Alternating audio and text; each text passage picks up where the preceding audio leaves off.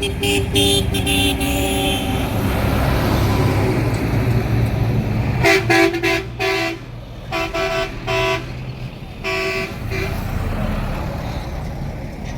মহাসড়কের পাশে ময়লার স্তূপ ফেলে সড়ক সংকীর্ণ করে ফেলেছে কলারহাটের ব্যবসায়ীরা। এভাবে যদি ময়লার স্তূপ বিশ্ব রোডের সঙ্গে ফেলে রাখে তাহলে এমনিতেই ঘটবে মারাত্মক দুর্ঘটনা। একদিকে চিকন সরু রাস্তা, তার পাশে আবার ময়লার আবর্জনার স্তূপ।